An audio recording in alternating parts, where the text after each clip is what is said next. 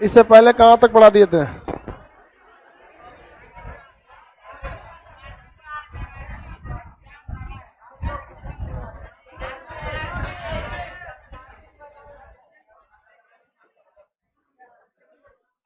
आज पढ़ाने का तो इनको मन नहीं है।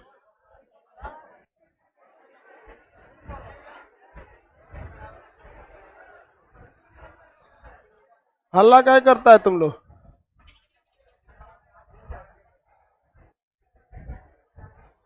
तुम तीन को अलग से बोल देंगे बैठने के लिए।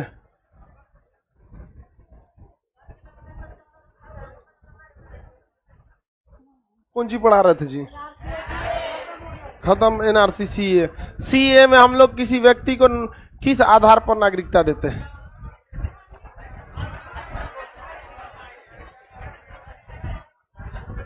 माइनॉरिटी के आधार पर।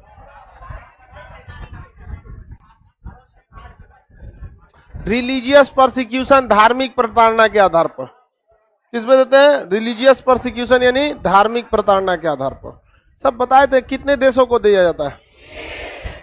कौन कौन? पाकिस्तान, अफगानिस्तान, बांग्लादेश। पाकिस्तान, बांग्लादेश और अफगानिस्तान से आए कैसे लोगों को नागरिकता? जो रिलीजियस परसेंट अल्पसंख्यक हो गए, अल्पसंख्यक होने चाहिए और रिलीजियस परसिक्यूट होने चाहिए। तो उसमें उसको किस आधार पर दिया जाएगा? सीए का। सीए के लिए वो जो पाकिस्तान, बांग्लादेश या अफगानिस्तान से जो माइनॉरिटी भारत में आए हैं, जो रिलीजियस परसिक्यूट यानी धार्मिक रूप से सताए हैं, उन्हें भारत से कितने पहले किस वर्ष तक आ गए होने चाहिए? 2014 से पहले। और 2015 में आया, सोचेगा सीए से नागरिकता मिल जाए, मिलेगा? नहीं मिलेगा। लगभग वो पंजीकरण के बराबर है। पंजीकरण में कितने साल? देखिए आप में इसमें नागरिकता वाला जो है ना, इसमें थोड़ा सीए और एनआरसी इसमें नहीं है, तो आपको कल एक तो दे देंगे नागरिकता में, हल्का सा इसमें मतलब प्रिंट नहीं हो पाया है, तो आप उसको चाहेंगे तो लिख भी सकते हैं, नहीं तो इसको चाहेंगे तो रख भी सकते हैं। समझ में आ गया कि नहीं आ गया? चलिए आगे समझते हैं हम लोग एनआरसी के बारे। एनआरसी सबसे पहले कहां लागू हुआ? असम में। सुप्रीम कोर्ट ने कहा कि असम के हम सारे लोगों को नागरिकता नहीं दे सकते हैं। 24 मार्च 1971 से पहले जो भारत में आ गया बांग्लादेश से, हम उसको क्या दे देंगे? नागरिकता। क्योंकि 24 मार्च 1971 के बाद भारत जो है, वहां बांग्लादेश से भारत में बहुत ज्यादा लोग आने लगे थे, इसलिए हम सबको नागरिकता थोड़ी ना दे सकते हैं, हम सब लोग को नागरिकता नहीं दे सकते।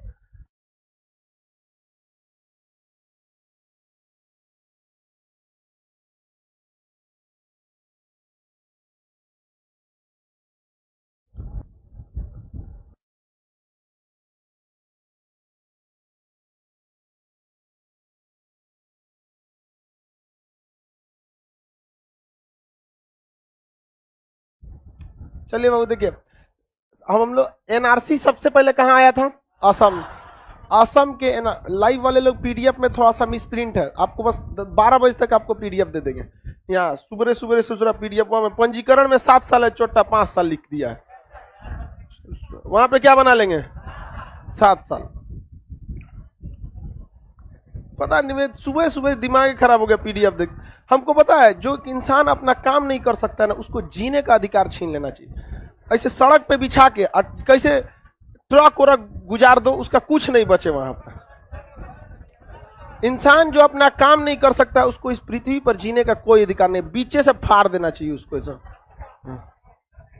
धड़ धड़ से जुदा कर दो। काम नहीं कर सकते हो अपना, तो किस काम के लिए जी रहे हो? यहाँ सब हाल है। जानवर को भी अपना काम पता है, बिच्छी अपना अच्छा से डंक मारेगी, सांप अच्छा से काट लेगा सब, लेकिन आदमी लोग नौटंकी करके रख देता है। सुबह दिमाग खराब कर रात 2 बजे, एक तो आदमी सोया नहीं, रात 2 बजे एप्लीकेशन हैक हो गया। आज कोई 2 बजे रात में एप्लीकेशन खोला था, 11-12 बजे खुल रहा था, नहीं खुल रहा था, हैक हो गया था एप्लीकेशन। यहाँ पर इंडिया से बाहर हैक हुआ था। रशियन हैकर बड़ी खतरनाक होता है, ससुरा वो हैक कर लिया, लेकिन रशियन हैकर को ही पता नहीं है कि खानजर का एप्लीकेशन है। ऐसे अब बहुते दिक्कत हो गया। रात 2 बजे से लेके सुबह 6 बजे तक एप्लीकेशन किसी का नहीं खुल सकता था, किसी का नहीं वहां। उतना रात में हैक किया। नींदे नहीं है हमरा, हम कहे कि हैक करने का नहीं है, इतना लड़कवा जाएगा कहाँ। एक दो गो रहे तब ना बहुत दिक्कत हो गया। और सुबह सुबह ससुर आके पीडीएफ में गलती लिख दिया। मन देखिए पूरा हैकिंग का गुस्सा ऊपर उतार देते हैं। देखो भाई, एनआरसी आसाम में जो एनआरसी था वो किसके कहने पर आया था? Supreme court. एनआरसी आसाम में किसने करवाया? Supreme court. सुप्रीम कोर्ट ने दो लिस्ट दिया, लिस्ट ए और लिस्ट बी। इसमें बहुत सारे लगभग 30 ऑप्शन आपको दिए जाते हैं। आप इनमें से कोई सर्टिफिकेट दिया, आपकी जमीन है वो दिखा सकते हैं, जमीन नहीं भी है तो आप अपना पासपोर्ट दिखा सकते हैं, वोटर आईडी दिखा सकते हैं। आधार कार्ड इसमें वैलिड नहीं है, क्योंकि उस समय तक आधार कार्ड था कहाँ वहाँ पर। आधार कार्ड इसमें वैलिड नहीं है। अगर आप मैट्रिक किए हैं या फिर आप ग्रेजुएशन किए हैं, कुछ भी नहीं किए हैं, एलआईसी कराए हैं वो भी नहीं है, बैंक में खाता है वो भी नहीं है आपका, कहीं पे भी मान के चलिए आप अस्थाई या अस्थाई आवासीय बनवाए होंगे, या फिर आपको जिस जगह पे रह रहे होंगे उस 1971 से पहले का आपके पास क्या होना चाहिए? डॉक्यूमेंट्स होना चाहिए। ये सारे नियम कानून आसाम के लिए था। अगर कोई आसाम का व्यक्ति इसको नहीं दिखा पा रहा है तो उसको क्या किया जाएगा? एनआरसी के लिस्ट से निकाल दिया जाएगा।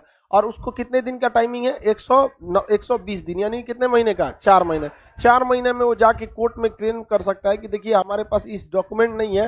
फिर कोर्ट कहेगा कि भाई चलो तुम्हारे पास इसमें से कोई डॉक्यूमेंट नहीं है तो हम तुमको कोई और ऑप्शन देते हैं, कैसे भी न कैसे करके तुमको क्या करना है? प्रूव करना है। तुम किराए के मकान में रह रहे थे तो तुम हमको उसी समय का दिखाओ कि किराए के मकान में रह रहे थे, कम से कम पहचानना तो चाहिए। वहां भी नहीं दिखा पाता है तो सुप्रीम कोर्ट उसको जाने की अनुमति है। और सुप्रीम कोर्ट से भी अगर नहीं हो पाता है तो उसे नागरिकता नहीं दिया जाएगा, उसे डिटेंशन सेंटर में भेज दिया जाएगा। तो ये थी एनआरसी आसाम की। भारत की एनआरसी कैसी होगी किसी को पता नहीं, और भारत की एनआरसी से बहुत कुछ होने वाला नहीं है। आसाम में जब एनआरसी किया गया था, आप बताइए बांग्लादेश से जो लोग आए थे वो सबसे ज्यादा कहां बसे थे? आसाम। आसाम में जब एनआरसी आया तो 19 करोड़ लोग निकले। कितने लोग? 19 लाख, 19 करोड़ गलती से बोल दिए। 19 लाख लोग ऐसे मिले जिनके पास वैलिड डॉक्यूमेंट नहीं था। इस 19 लाख में लगभग 13 लाख जो थे वो हिंदू थे। समझ में आ गया कि नहीं? उनके लिए कोई टेंशन है? क्यों? सीए से मिल गया। उन लोग के लिए क्या मिल गया? सीए से मिल गया। बाकी लगभग 6-7 लाख लोग क्या है? मुस्लिम। जाएंगे लोग अपना वापस बांग्लादेश। भाई बांग्लादेश तो मुस्लिम कंट्री है ना वहां पर। तो ये एक राजनीतिक मामला ज्यादा हो गया है। राजनीतिक मामला 2-3 चीज होती हैं जिस पर आपका दिमाग काम नहीं करता है। राजनीति, धर्म और प्रेम, ये 3 ऐसे चीजें जो दिमाग को संकुचित कर देते हैं। इसमें कुछ दिमाग काम नहीं करेगा। धर्म के मामले में जो बोल रहा है मान लीजिए, राजनीति में जो कर रहा है सही है, अब प्रेम के मामले में जिससे हो गया वही सही है। ले ससुरा तूने अब दिल लगा चुड़ैल से तो परी किस काम की। अब कोनो अब आपका कोई दिमाग, उसमें कोई नियम कानून नहीं है। पगलाई ले नहीं कोनो, देखते हैं कोनो अजब अजब टाइप का पगलाई लाता है। तो इस सब चीजों से इंसान को थोड़ा सा दूर रहना चाहिए। चलिए अब ध्यान से समझ। देखिए भारत में ऐसा नहीं है कि विदेशी समस्या नहीं है। भारत में विदेशी समस्या बहुत ज्यादा है। लेकिन आप ही बताइए, चाइना से कोई भारत में घुस के आता है? नेपाल से? वो तो खैर बॉर्डर भी खुला है तभी नेपाल से लोग नहीं आते हैं यहाँ पर।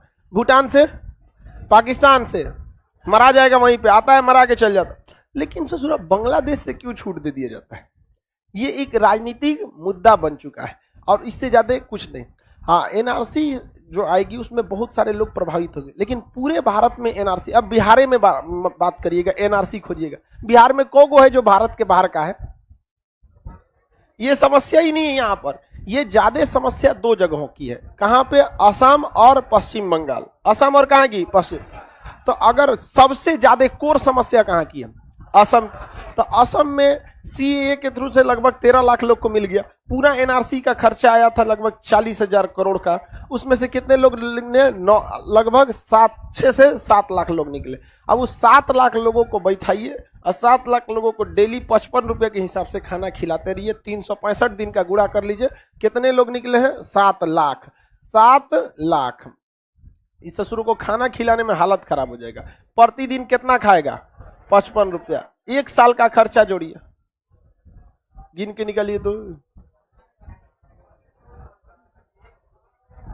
पार हो जाएगा।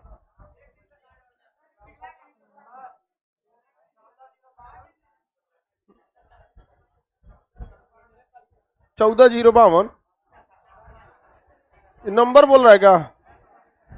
बोलो। 14,052 553 अकाय को जीरो दूर बकलोल। एगो फाइनल बताओ लोग ना, एक बाद कितना लिख दे। 14,052 बात बोल बोल बोल 500। हाँ हो गया। देखो कितना अच्छा से बोली। तू हिंदी मीडियम वाला तो हिंदी बोलना, अंग्रेजी बोल रहा था। सैकड़ा हजार, 10,000, लाख, 10 लाख, करोड़, 10 करोड़, अरब, 10 अरब। मन ठंडा गया। इससे काम मिला, उसको नहीं आने देना चाहिए था। नहीं तो इस ससुरों को पकड़ के बांग्लादेश में डिपोर्ट कर दो, वहां पर C-17 ग्लोब मास्टर में भर के उतार दो, वहां पर ढाका में उतार के चलाओ। यहाँ पे भाई हम लोग का पैसा जा रहा है, इतना पैसा। ये हम 55 रुपया मिनिमम जोड़े हैं, इससे कम खिलाइएगा मर जाएगा कोई आदमी। उसके बाद उसका बीमार पड़ेगा तब दीजिए, अंदरवा एजुकेशन दीजिए। ये तो खाली रहने का है। जो घरवा बनेगा उसका 1,000 आदमी के रहने के घर जो बनेगा शेल्टर, उसका खर्चा 44 करोड़ है। ये खुद सरकार के CAG ने बोला है। ये बहुत बड़ा हमारे लिए समस्या है। ये दिखने के लिए मीडिया है, लेकिन इसके पीछे का जो सरदर्द छुपा है आप सोच नहीं सकते हैं। ये दीमक बन चुके हैं और हम लोग उन दीमक को पकड़ के खिला रहे हैं। 55 रुपया प्रतिदिन खाओ, भारत का पैसा है, टैक्स दो रहे हैं, खाओ। यहाँ पे सब मार भी नहीं सकते, उन लोग को मारेंगे। अभी UN चल जाएगा, अब हम लोग कहेंगे UN में बैठ के कि हमको नेशनल वो चाहिए, अस्थाई सदस्यता, भगा देगा, कहेगा तू सोचा तू नहीं कौन चीज अस्थाई सदस्यता। सच में हम लोग को तो इनको वापस ढकिया के भेजना चाहिए, और नहीं तो फिर अब क्या करेंगे। यहाँ राजनीति देख रहे हैं बाबू, राजनीति कितना खराब चीज होता है। हम ये केवल आसाम का जोड़े हैं, अब पूरे भारत में NRC आएगा तो कोई दिक्कत नहीं। भारत में, पूरे भारत में ये समस्या नहीं है। पूरे भारत, आपको लगता है कि जब NRC जो मेन समस्या कोर जहां था आसाम, वहां पे टोटल कितने लाख निकले? 7 लाख। टोटल कितने लिखे हैं? 7 लाख। तो पूरे भारत जहां ये सब की मेन समस्या ही नहीं है, कहां ज्यादा निकलेगा? बिहार में कोनो मिलेगा? हमको तो लगता है बिहार में एक को नहीं मिलेगा, क्योंकि बिहार के लोग NRC आए चाहे नहीं आए, विदेशी को तो ऐसे ही पहचान जाएगा, कोचने लगेगा। भाई वो अपने कोच लगे, कौन सी ससुराल कहाँ है रे तुरा? हो जा, कोई डॉक्यूमेंट की जरूरत नहीं, बिहार वाला अपने डॉक्यूमेंट खंगाल लेगा। बता तो सड़वान कितने हो लो रे? सब खोज खाज के अपने से निकाल लेगा। हम लोग के यहाँ उतनी बड़ी समस्या नहीं है। तो आप अभी क्या पूरे भारत में NRC आया है? नहीं, पूरे भारत में NRC नहीं आया है। NRC केवल और केवल कहाँ हुआ है? असम में आया है। और असम में ऐसा नहीं है कि गवर्नमेंट ने जो किया वो गलत है। असम में समस्या रियल थी। वहां के लोग जो विदेश से, भारत से भाग के आए थे, लेकिन वहां पर गवर्नमेंट को पहले भी सजग रहना चाहिए। ऐसे बॉर्डर खुला सांड की तरह नहीं छोड़ दीजिए। अभी रोहिंग्यों के लिए अलग समस्या आने वाला, खुला छोड़ा गया तो आके बर्बे करेंगे सब। काहे नहीं, अभी आ रहा है सब। अभी तो म्यांमार में तोप चल रहा है, फिर भी आया सब नहीं। भारत सरकार से कह रहा है ऐसा कि बॉर्डर खोल दीजिए, भारत सरकार का कहना है नहीं खोलेंगे बॉर्डर। तो भाई पहिलवा काहे खोले थे रोहिंग्यन के लिए? वो तो औरों बैल था सब, उन सबको कुछ आता पता नहीं, सीधे चल दिया सब। 3-4 गो लड़का लिया से चल दिया सब, मरा रहा है वहां पे। बेचारा सबको बहुत बुरा मारा गया, जो म्यांमार में मारा गया ना, बहुत बुरा मारा गया। कोई भी उस टाइम क्या करेगा? भागेगा वहां पर। लेकिन भाई तुम अपने देश में मारो काटो, हम लोग के लिए। अफगानिस्तान में कौन सा अच्छा काम हुआ? नहीं हुआ। अफगानिस्तान की सीमा अगर भारत से वास्तविक रूप से सट रही होती तो सब भाग आया रहता। कहां पे? भारत। और तो जहाज पे लटक लटक भागा है सब, सोच सकते हैं। तो ऐसे खुला रहता तो पूरा भारत में आ जाता। अभी पूरे इंडिया लेवल पे क्या किया जा रहा है भैया? इंडिया लेवल पर नेशनल पॉपुलेशन रजिस्टर, NPR। और जब NPR, NPR क्या है भाई? National population register. देखिए NPR कुछ खास इसमें चेंजिंग नहीं है। जैसे देखिए आपका जन्म कहीं हुआ, बहुत सारे लोग दिल्ली में बसे हैं, लेकिन जन्म कहाँ है? बिहार में। तो सोचा बिहार के जनगणना में भी उसका गिनती हो जाता है, क्योंकि जनगणना में टीचर महिलाएं जाती हैं घर घर पूछने, आपके घर में कै परिवार? एक परिवार को आदमी? 8 आदमी। तो लिख के चल गया 8 आदमी। वो आदमी गिना रहा है कहाँ पर? बिहार में। उससे सोचा दिल्ली में जहाँ बसल है वो गया कोनो दिल्ली का म्युनिसिपल कॉर्पोरेशन का आदमी, कई आदमी रहते हैं? तो 3 आदमी। उससे जो वो 3 आदमी गिना दिया, यूं 8 आदमी। तो भैया यहाँ बोलना 5-6 आदमी, हुआ 3 आदमी जोड़। भारत की जनगणना देखिएगा, कभी मोदी जी कहते हैं 125 करोड़ देशवासी, कभी कहेंगे 140 करोड़ देशवासी। अरे भाई वो 140 करोड़ 125 करोड़ में गड़बड़ाया काय लिए? आदमी जहां मूल निवासी है, जहां जन्म, ओके माई बाप वहां पे बैठल है, वो लिखवाए कि हमारा 5 गो लड़का। यहाँ आया है तो वो लिखवा रहा है कि हम यहाँ पे हैं, गड़बड़ा जाएगा ना। एक फिक्स होना चाहिए कि भाई आपको हम ही नहीं करें, आपका 8 परिवार है तो 8 बताइए, ऐसा नहीं कि कम करके बताइए, लेकिन बताइए ना कि 5 गो यहाँ रह रहा है, 5 गो कहीं और रह रहा है। तो एनपीआर में कहा जाएगा कि देखिए आपका परिवार कितना है और कौन व्यक्ति कहाँ है, इस हिसाब पर क्या बनेगा एनपीआर। तो ये टोटल, ये नागरिकों की गणना की जा रही है, ये की जनसंख्या की, किसकी गणना की जा रही है, जनसंख्या की। अब जैसे मान के चलिए 10 आदमी का कोई परिवार था, इस 10 आदमी के परिवार में 8 आदमी रह गया पटना में, कहाँ रह गया, पटना में, और 2 आदमी चल गया दिल्ली में, दिल्ली में सेटल है। पहले ये जब कभी जनगणना होता था तो ये कितना गिना जाता था, 12 गो गिना जाता था। क्या कि आते थे सब ना बिहार में जनगणना करने वाले, तो कहते थे लोग, तो बूढ़े बाबा निकलेंगे, कहेंगे कि बेटा पतो बेटी सब मिला के 10 गो परिवार, तो यहाँ लिख के चल गया 10 गो, और वह दिल्ली वाला गया तो इन लोग को छोड़ देता, अपन 2 गो लिखवा लिया। तो इससे क्या होता था, बहुत ज्यादा दिक्कत आती थी। अभी क्या आ गया है एनपीआर, नेशनल पॉपुलेशन रजिस्टर, उसमें ये पूछेगा कि आप लोग थे कितना, तो कहेंगे 10 गो। यहाँ कै जना रहते हैं, तो कहेगा 8 जना, तो यहाँ कितना लिखेगा, 8 गो, और उसके बाकी लोग कहाँ है, दिल्ली, तो आपके यहाँ वाले में लिख देगा कि यहाँ 10 आदमी के परिवार में बिहार में कै जना, 8 गो, और 2 गो दिल्ली। हुआ जो दिल्ली वाला गिना रहा है उन्हों से पूछेगा आप हो कि यहाँ कुछ बचल उचल है, सबकी खाली 2 गो है, तो ना 2 गो यहाँ है और 8 गो कहाँ है, मैच कर जाएगा वहां पर। और अब मैच करना काफी इजी है क्योंकि कंप्यूटराइज हो गया, वो कंप्यूटर तुरंत क्या कर देगा, मैच करके रख देगा। तो ये कहिए एक तरह से आपके आधार कार्ड का या आपके लोकेशन का अपडेट है, क्या चीज, एनपीआर। तो बताइए जो अभी जनगणना हो रही है वो ज्यादा एक्यूरेट है कि एनपीआर के बाद एक्यूरेट आएगा, एनपीआर के बाद क्या आएगा, एक्यूरेट आएगा। तो एनपीआर कोई बहुत बड़ा चीज है, ये तो एनपीआर होना चाहिए, बहुत पहले ही हो जाना चाहिए एनपीआर वहां पर, समझ में आ गया कि नहीं। अब जब एनपीआर हो जाएगा तो सरकार के पास एक सॉलिड आंकड़ा आएगा कि कौन इंसान में कि एक परिवार में 10 आदमी है, अभी ये कहां कहां पर है, समझ में आ गया कि नहीं, अभी ये कहां कहां पर है, उस हिसाब पे आराम से बनेगा। उसके बाद सरकार क्या लाएगी, एनआरसी, पूरे भारत के लिए क्या लाएगी, एनआरसी। तो जब पूरे भारत के लिए एनआरसी लाएगी तो इसमें सरकार को संशोधन करना पड़ेगा। सुप्रीम कोर्ट ने असम में आदेश दे दिया कि वहां क्या कराइए, एनआरसी कराइए, तो क्या भारत में होगा, नहीं। अब भारत के लोग एनआरसी को लेकर क्यों डरे हैं, क्योंकि समझिए ध्यान से मेन डर क्या है, और अगर वो डर हो गया तो सब लोग के लिए डर हो जाएगा, लेकिन वो दिक्कत नहीं है। समझिए आसाम में जो एनआरसी हुआ था उसमें जो डेट दिया गया था 1971 के पहले का कागज दिखाई, तो भैया मजबूरी थी क्योंकि 1971 के बाद बांग्लादेश बना था, तो हमें मजबूरी में ये डेट लेना पड़ा। लेकिन जब भारत में एनआरसी होगा तो क्या 1971 का पूछेगा, अरे हम लोग को क्या मतलब है 1971 से, भाई हम लोग को 1971 के बाद आए हैं लोग, नहीं। लेकिन सरकार इस बात को नहीं समझा रही है कि बाबू कैंसर का दवा अलग होता है, डेंगू का दवा अलग होता है, कोरोना का दवा अलग होता है। अब देख रहा है कि हॉस्पिटल में कोई आदमी कोरोना का मरीज है तो उसको वेंटिलेटर पे दिया जा रहा है, ऐसे सांस ले रहा है। अब आदमी तब तो हॉस्पिटल से डरा जाए, अरे हॉस्पिटल जाने पे कौन चीज ने वेंटिलेटर चढ़ा दे रहा है, अरे भाई ओकरा कोरोना है ये लिए चढ़ा रहा है, इसका मतलब ये थोड़ी ना हॉस्पिटल में जो जाएगा उसको वही चढ़ा देगा, नहीं ना।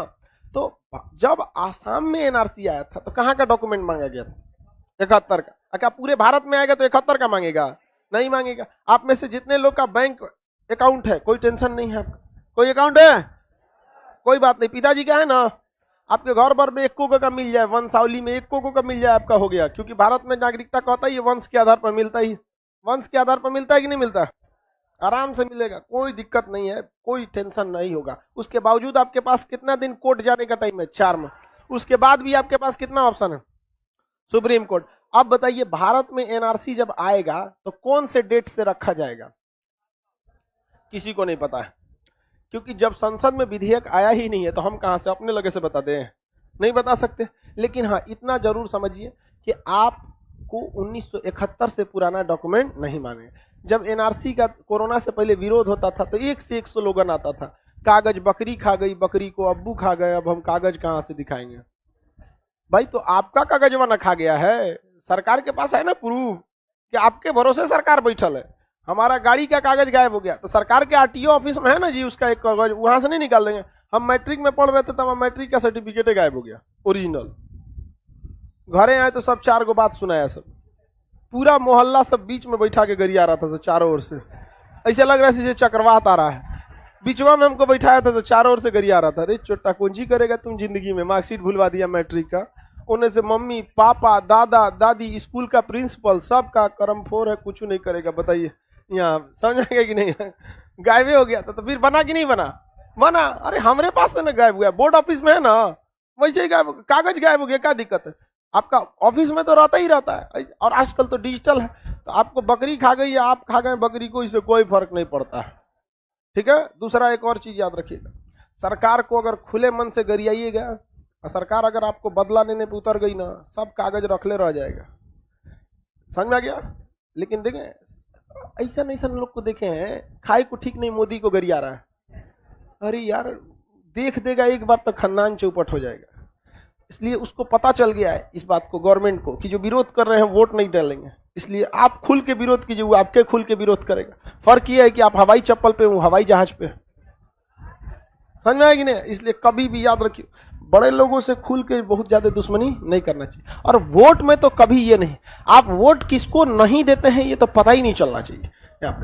आपको नहीं लगता है सीए एनआरसी वाला मुद्दा राजनीतिक होकर रह गया था? ये तो 100% राजनीतिक हो गया था। वरना अगर रिलीजियस प्रोसिक्यूशन में देना था, वो भी 2014 के पहले का देना था, तो सीए की कोई खास जरूरत तो थी नहीं। आप पंजीकरण में ही एक संशोधन कर देते, उसी में एगो रिलीजियस प्रोसिक्यूशन शब्द जोड़ देते, हो गया काम खत्म। नहीं हो जाता? आराम से हो जाता। लेकिन आप समझदार हैं, चलिए देखते हैं।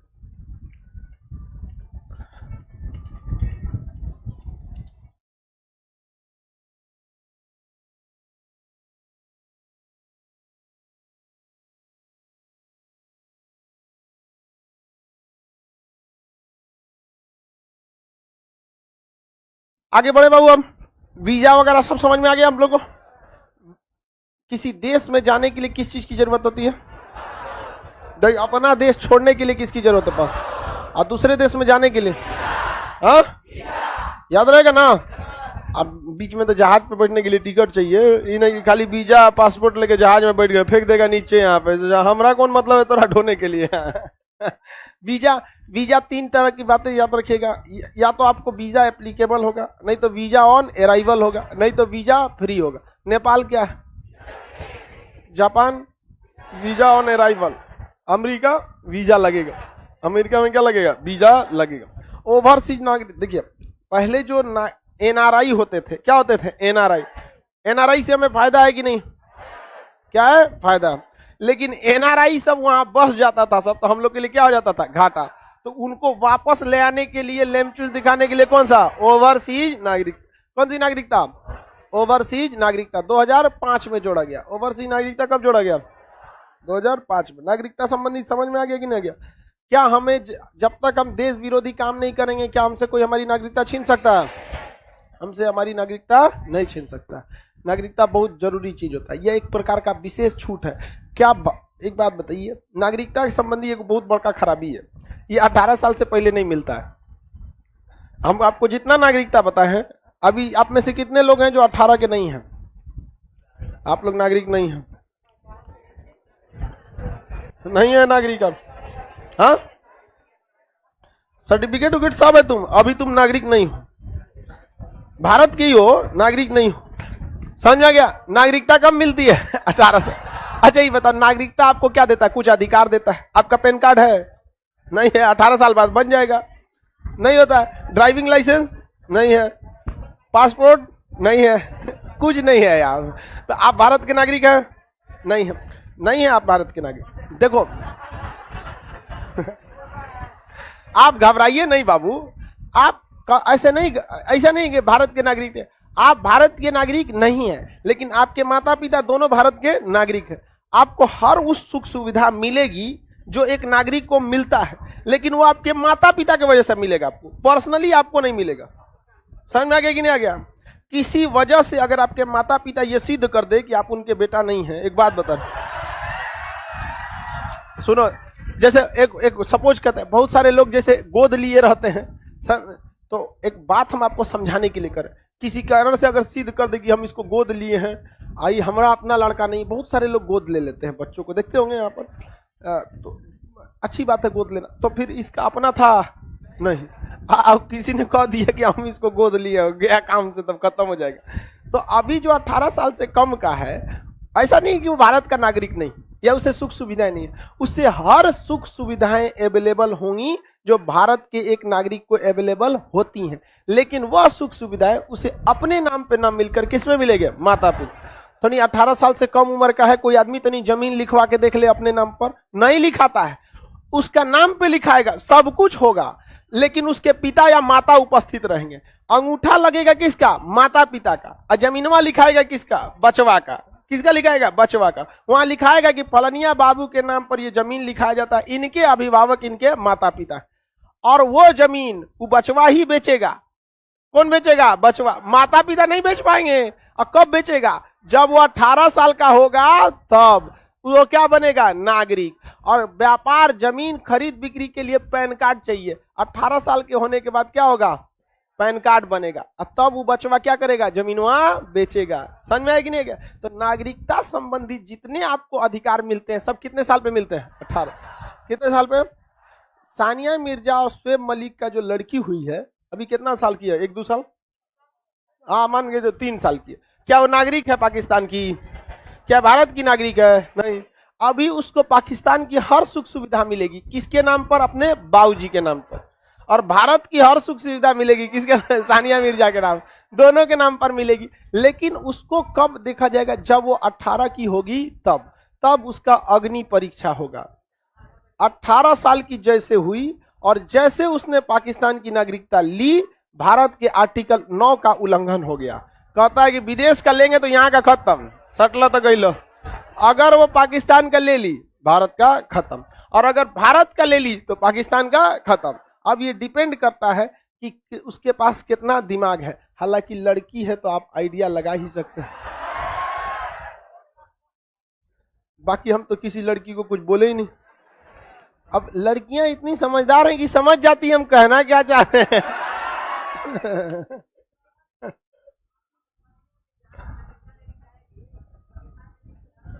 खत्म हो जाएगा, इसमें शक कौन है? हाँ हाँ, सुनिए ध्यान से, किसी के पति या पिता या माता के मर जाने से उसका अधिकार नहीं मरता है। समझ में आ गया कि नहीं आ गया? आपको नागरिकता आपके दादाजी की वजह से मिली होगी, आपके परदादा की वजह से आपके दादाजी को मिली होगी, दादाजी के नाम पर आपके पिताजी को मिला होगा, अब पिताजी के आधार पर आपको मिला है। क्या आपके परदादा जीवित हैं? तो क्या आपकी नागरिकता खत्म हो जाएगी? नहीं ना खत्म होगी। उसी तरह इसका कहना है कि अगर सानिया मिर्जा का पति शोएब मलिक मर गया काय मार रहा है बेचारा को मान के चलिए सानिया मिर्जा विधवा हो जाएगी, भाई अभी सुनेगी तो क्या कहेगा, लेकिन उसे भारत पाकिस्तान की नागरिकता लेने का पूरा अधिकार बचा रहे। और अगर वो भारत की नागरिक, अगर पाकिस्तान मरने के बाद भी अगर वो पाकिस्तान की नागरिकता लेना चाहिए तो इजीली ले सकती। अब भारत का तो हाईले है उसके पास, तो वो वहां से क्या कर सकती? इजीली ले सकते। अब जैसे सोनिया गांधी की बात करिए तो सोनिया गांधी को भी पंजीकरण के आधार पर मिल गया, क्योंकि सोनिया गांधी इटली में थी और राजीव गांधी जो थे, सोनिया गांधी जब जवान थी तो बहुत सुंदर थी। अरे लव मैरिज तो एकदम खोजिए को होगबे करता है। सुनिए ध्यान से, तो सानिया मिर्जा इटली में थी और सानिया मिर्जा कर रहा है, सोनिया गांधी इटली में, और वहां पर राजीव गांधी पढ़ने गए थे और जहाज के पायलट थे। राजीव गांधी क्या थे? पायलट। भाई राजीव गांधी बहुत योग्य व्यक्ति थे और उनमें नो डाउट उस समय के टाइम पे योग्यता थी, लेकिन राजनीतिक समझ उतनी नहीं थी, क्योंकि साहबानों के केस में फिर इस सब केस में फंसते चल गए राजनीतिक में, फिर तो मारिए दिया सब उनको। नलिनी वाला मैटर में दक्षिण भारत तमिलनाडु में बमे से उड़ा दिया। पायलट थे और ये थी, अचानक देखे लोग दोनों लोग, फिर बात बढ़ गया यहाँ पर और उसको शादी ब्याह हो गया। अब राजीव गांधी शादी करके किसको लेते आ गया? सोनिया गांधी को लाए। सोनिया गांधी भारत में अप्लाई की किसके लिए? नागरिकता के लिए। पंजीकरण के लिए इजीली कर सकते हैं, उस समय पंजीकरण के लिए कोई झमेला थोड़ी था। पंजीकरण का जो व्यवस्था ले आया गया था वो तो बाद में ना 7 साल किया गया, उस समय बहुत इजीली था, आराम से 6 महीना में ले लीजिए। तो वहां पहले इजी था, तो उन लोग की शादी ब्याह हो गई, तो पंजीकरण द्वारा सोनिया गांधी को भी भारत की नागरिकता मिल गई। सोनिया गांधी को क्या मिल गई? भारत की नागरिकता। अतः उस हिसाब से उनके लड़के कौन है? राहुल गांधी। तो राहुल गांधी को क्या मिल गया? नागरिकता। जो आधार कार्ड, पैन कार्ड, नागरिकता का कागज आपके पास है, वो सारा कागज किसके पास है? सोनिया गांधी के पास। किसके पास है? सोनिया गांधी। और राहुल गांधी तो भाई पूरा उसके पास बचपन से ही है। सोनिया गांधी के पास तो शादी के बाद है, लेकिन बचपन से पहले ही है। Sir Sonia Gandhi prime minister क्यों नहीं बनी? उसको नहीं बनना था, बनना चाहती तो कोई रोक नहीं सकता था। लेकिन भारत में विरोध करने वाले जो है सब ना, वो पॉलिटी और संविधान देख के विरोध नहीं करते हैं, वो सीधा कहते हैं कि विदेशी है। क्या कहते हैं? विदेशी है। समझ आ गया कि ना गया? तो उस हिसाब से मनमोहन सिंह का भी जन्म कौन मर, पाकिस्तान ओरिजिनली भारत का है, वो भी तो क्या है। तो वो देखिए दोनों में अलग है। अब मनमोहन सिंह की नागरिकता की तुलना सोनिया गांधी से नहीं कर सकते। अब कांग्रेस को क्या हुआ क्या नहीं अलग बात है। मोदी जी आए हैं, कांग्रेस को एकदम खत्म करके रख देंगे, कुछ होगा तो उसी को बोले। बोलिए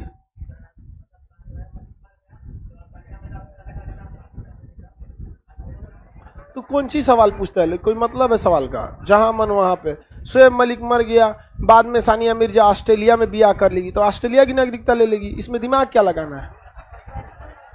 वो मर गया न्यूजीलैंड में कर लेगी, वो मर गया तोरा से कर लेगी भारत की नागरिकता।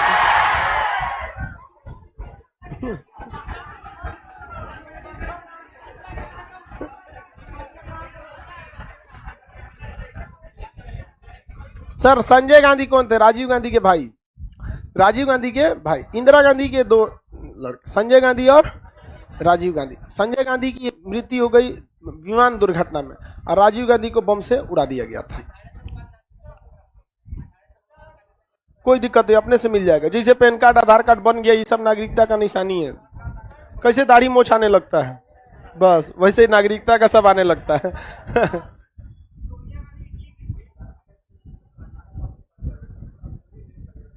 क्या दिक्कत है डेथ करने से?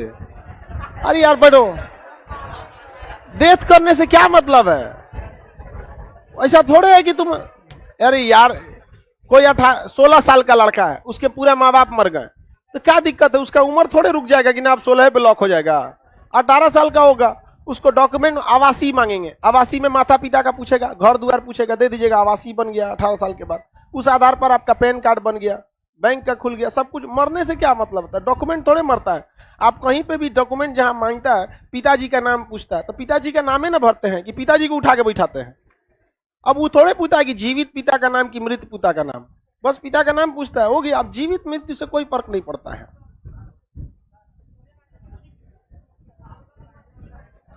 नहीं है, भारत की नागरिकता ले ली, वो निकली की छोड़ दी, हो गया।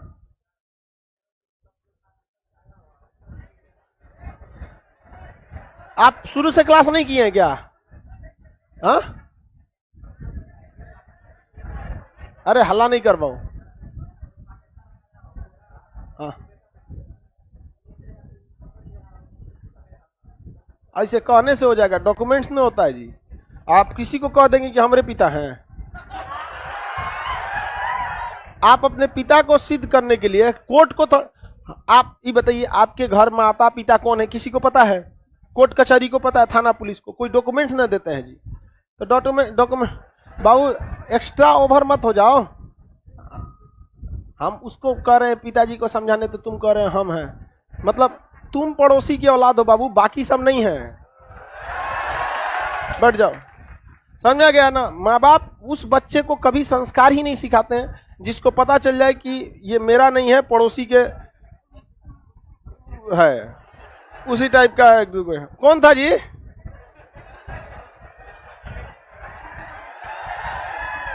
चलो ध्यान से देखते हैं, पीडीएफ में थोड़ा मिस्टेक हो गया इसलिए। संजय गांधी थोड़ा पागल थे, क्या पूछते हो यार, अजीब वाले। संजय गांधी को देखे थे जो पूछ रहे हो, पागल थे क्या यार? अजीब सवाल पूछते, पढ़े लिखे हो, चाय की दुकान पर बैठ के थोड़े सवाल पूछ रहे हो कौन कैसा था। अजीब बात है, जिसको आप देखे नहीं है, जिसके बारे में कुछ नहीं जानता, ऐसा उल्टा सीधा बोलते हो, पागल थे क्या? यहाँ पर ही था, सब फालतू चीजें होती हैं। वैसे लोग जिनको कोई मतलब नहीं है, मुखिया के चुनाव में झंडा लेके झूम रहे हैं, सब में। सब आगे बढ़ते हैं, आगे बढ़ते हैं। ये नागरिकता का चैप्टर खत्म। भारत में संविधान में कुल कितने भाग? हाँ, बाय। चलिए, भाग 2 ठो हम आपको पढ़ा दिए हैं, भाग संख्या 1 और भाग संख्या 2। ये 2 हम आपको पढ़ा दिए। भाग 1 में है संघ और राज्य क्षेत्र, संघ और राज्य क्षेत्र, संघ और राज्य क्षेत्र। आर्टिकल कहां से कहां तक? 1 से 4। और दूसरा में क्या? नागरिकता। भारत नागरिकता। नागरिकता को अंग्रेजी में क्या कहते हैं? सिटीजन। 5 से लेकर 11 तक, 5 से लेकर, समझ में आ गया कि नहीं आ गया? अब हमें क्या पढ़ना है? भाग संख्या 3। भाग संख्या 3 क्या चीज है? मूल या मौलिक अधिकार। मूल अधिकार क्या चीज है? मूल अधिकार। बताइए कहां से शुरू होगा? 12 से 5। कहां से चालू होगा? 12 से 5। चलिए ध्यान से देखते हैं। बाकी यहां तक तो याद हो गया ना? आप सवाल जो एग्जाम लायक रहता है वो सब चीजें। अब कौन सनिया मिर्जा को मार रहा है ये मुझे कोई उसके पति को मार। देखिए आदमी मरता है, डॉक्यूमेंट्स कभी नहीं मरते हैं। समझ में आ गया कि नहीं आएगा? हम रहे ना रहे, ऐसा थोड़ी है कि हमारे नहीं रहने के बाद किसी का भी खान जीएस रिसर्च सेंटर पे क्या होगा? अधिकार हो जाएगा। नहीं हो सकता। क्योंकि जब हम लोग किसी कंपनी का रजिस्ट्रेशन करते हैं या कोई प्रोपराइटरशिप बनाते हैं, अब आप लोग को कुछ पता नहीं, इकोनॉमिक्स में पढ़ाएंगे कि प्रोपराइटरशिप क्या होता है। प्राइवेट लिमिटेड, किसी के आगे देखेंगे प्राइवेट लिमिटेड लिखा है, किसी में प्रोपराइटर लिमिटेड लिखा होता होगा। कोई कंपनी है, कोई ट्रस्ट है, कोई एनजीओ है। ऐसा नहीं होता है कि वो इंसान नहीं रहेगा तो नहीं चलेगा। उसके बाद आप बैंक में भी खाता खुलवाएंगे ना, नॉमिनी पूछता है कि आप मर गए तो कौन निकालेगा इसका पैसा। समझ में आ गया कि नहीं आ गया? तो उसी तरह सब चीज का होता है। ऐसा नहीं है कि आपके किसी के मरने के बाद उसकी नागरिकता खत्म हो जाएगी, ऐसा कुछ नहीं हो सकता है। अब बताओ संविधान जिन्होंने बनाया क्या वो जिंदा है? उन्हीं की किताबों पर सब लोग चल रहा है। आदमी मरता है, उसका अधिकार, डॉक्यूमेंट्स, पेपर वैलिड हमेशा क्या रहते हैं? वैलिड रहते हैं। उससे कोई फर्क नहीं पड़ता आप जीवित है या नहीं है। अब हम लोग आगे बढ़ते हैं किसके बारे में? नागरिकता। इससे सॉरी मूल अधिकार। इससे पहले वाला सारा चीज आपको याद रहना चाहिए। आर्टिकल 1 में भारत राज्यों का यूनियन। अब पूरा हमको आर्टिकल चाहिए, सुनाइए बताइए। आर्टिकल 8 में भारत राज्यों का, 2 में विदेशी राज्य को भारत में, 3 में वर्तमान राज्यों को परिवर्तित, 4 में 2 और 3 में राष्ट्रपति हस्तक्षेप नहीं करे। राष्ट्रपति केवल हस्तक्षेप कर सकते हैं 368। इसलिए 2 और 3 को किससे बाहर रख दिया गया? 368 के बाहर। क्योंकि अगर 368 के अंदर आता तो राष्ट्रपति क्या कर देते? हस्तक्षेप। समझ में आ गया कि नहीं आ गया? तो ये तो बात एक, ये सब चर्चा किसमें थी? 4 में। किसमें? 4 में।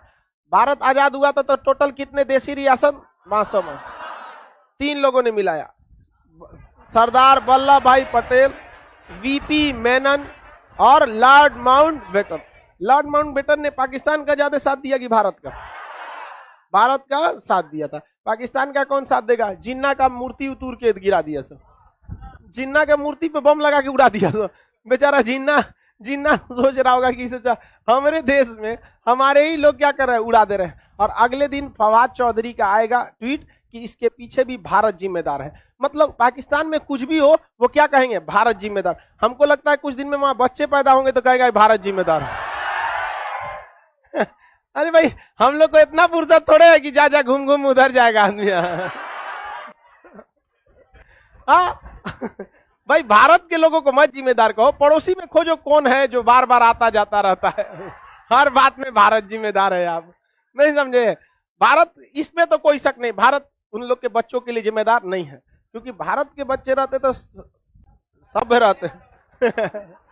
आप बताइए देशी रियासतों को एक में मिलाने के बाद भारत में कितने राज्य बने? ABCD। चलिए नागरिकता भी समझ में आ गया।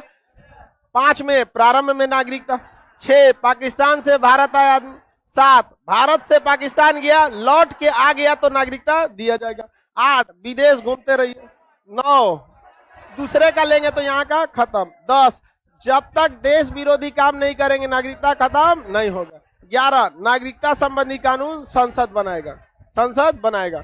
और संसद किसको देगी जिम्मेदारी? ग्रीन। अब हम लोग समझते हैं मूल अधिकार। देखिए मूल अधिकार क्या चीज है? यह दोहरी नागरिकता ब्रिटेन से बैठो हम एक देश की नागरिकता ले सकते हैं कि 2 देश की? एक देश की हम लोग नागरिकता ले सकते हैं। हम लोग के पास नागरिकता व्यवस्था किस देश से आया गया है? ब्रिटेन से। देखिए जब हम आपको संघीय व्यवस्था पढ़ाएंगे ना, भारत में संघीय व्यवस्था, तो हम आपको बताएंगे कि दोहरी नागरिकता भारत में नहीं ले सकती। मतलब आप नागरिकता केवल देश की ले सकते हैं, राज्य की नागरिकता नहीं ले सकते। बताइए हमारे पास देश की नागरिकता है कि राज्य की? आप में से कोई बिहार का नागरिक है? कोई राजस्थान का नागरिक नहीं? आप उस राज्य के निवासी होंगे, ना कि उस राज्य के नागरिक होंगे। अतः अगर मान के चलिए उस राज्य के नागरिक भी होने लगेंगे तो आपके पास 2 नागरिकता आ जाएगी, एगो बिहार की, एगो देश की। बताइए हम लोग के पास क्या एगो नागरिकता? एक। हम लोग के पास एक। कहाँ की? भारत। कहाँ की? भारत। जिस दिन बिहार की भी मिल जाएगी उस दिन दोहरी नागरिकता। तो भारत में कैसी नागरिकता? भारत में कैसी नागरिकता? एकहरी नागरिकता है। अमेरिका में दोहरी ना है। अच्छा, आप में से कितने लोग बता सकते हैं कि अगर भारत में दोहरी नागरिकता आ जाएगी तो मेन इफेक्ट क्या पड़ेगा, क्या दिक्कत आएगी?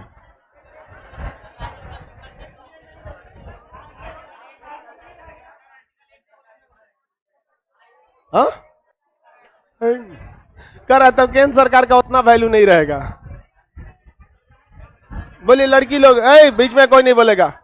लड़की सब सही जवाब दोगी तो हम अच्छा बोलेंगे कि बहुत अच्छा जवाब दी, नहीं तो फिर बाकी पता ही आप लोग। बोलिए। हाँ,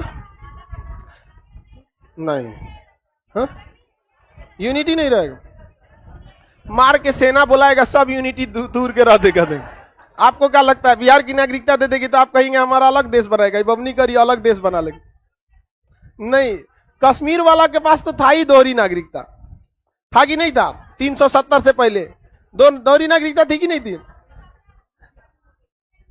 देखिए सबसे बड़ी समस्या आपको क्या आएगी, देखिए दोहरी नागरिकता देने से ऐसा नहीं है कि वो देश अलग हो जाएगा। अमेरिका में सबको दोहरी नागरिकता है, लेकिन एक राज्य से दूसरे राज्य में बसना, नौकरी करना, ये सब कापी पेपर वर्क के हिसाब से कॉम्प्लिकेटेड हो जाएगा। जैसे आपको बिहार से दिल्ली जाना है, कोई झमेला नहीं है, वहां जाके दिल्ली में जमीन खरीद ले, कोई दिक्कत नहीं, क्योंकि हम भारत के क्या है? नागरिक है। तो भारत के क्या है? नागरिक। एक ही जगह रहना है।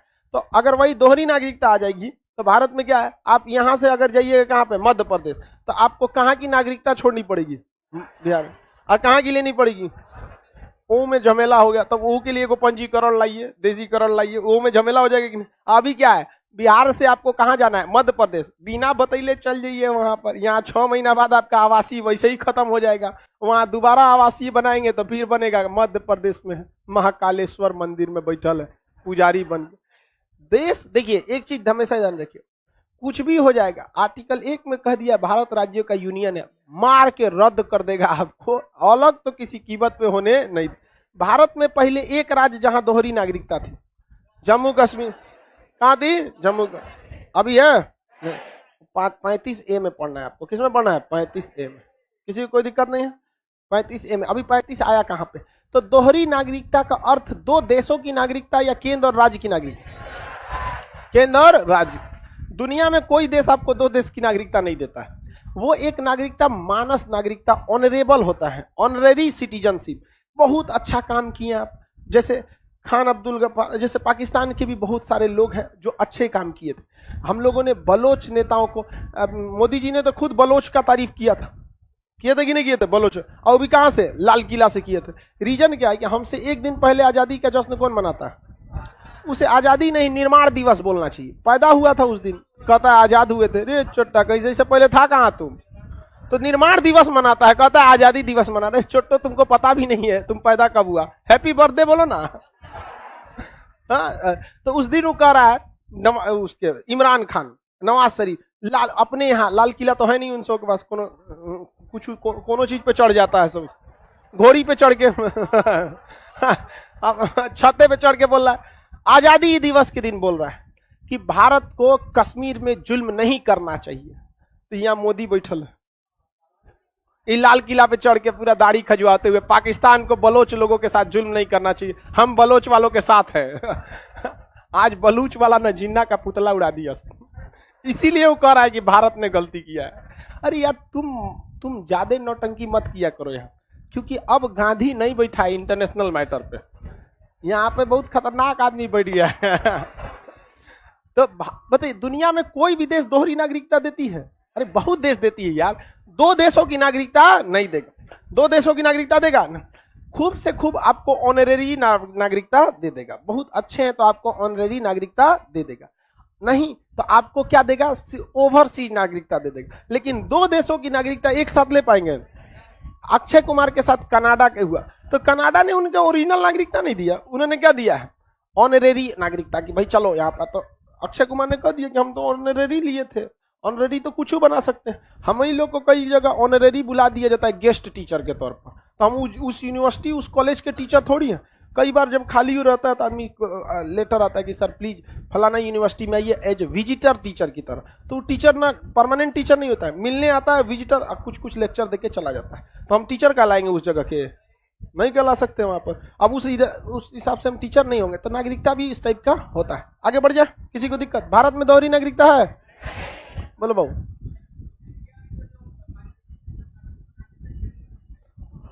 कौन माइनॉरिटी सेशन में आते हैं?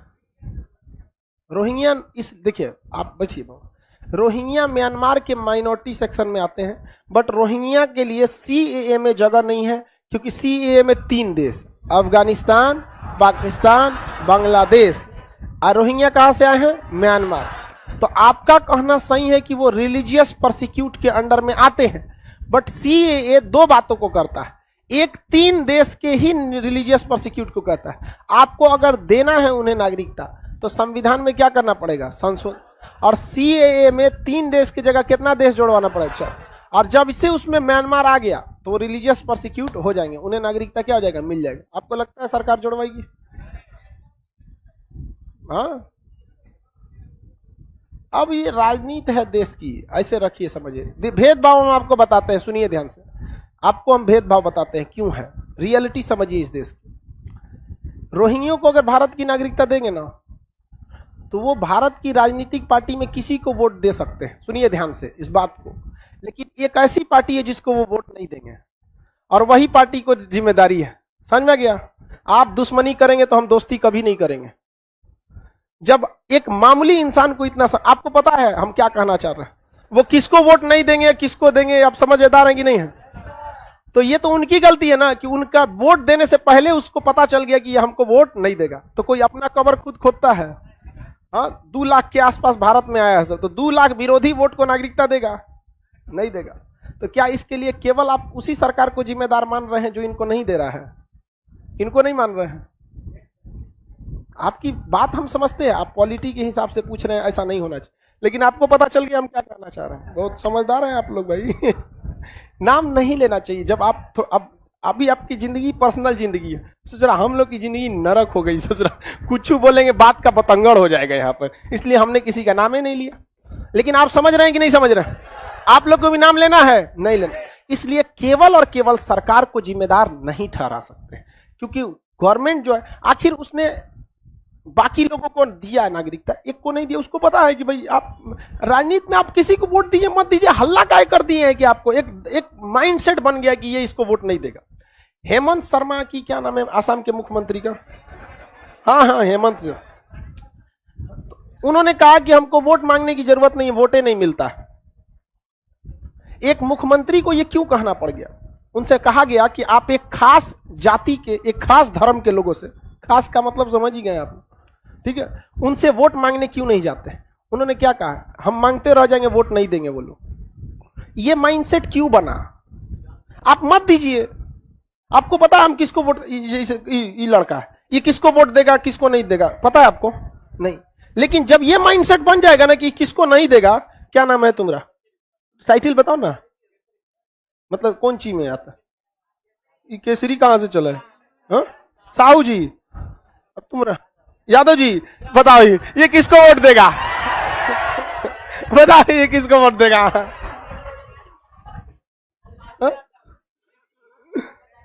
वो तो पता नहीं है, कोई बात नहीं। देखिए बात समझिए, जिस दिन लोगों की माइंडसेट बनने लगती है वोट के प्रति, समझिए ध्यान से, जब आप कास्टिज्म या रिलीजियन देखकर वोट देना या नहीं देना डिसाइड करते हैं, तो सरकार बनने के बाद भी अपनी योजनाओं में इस चीज का वो भी ध्यान रखती है।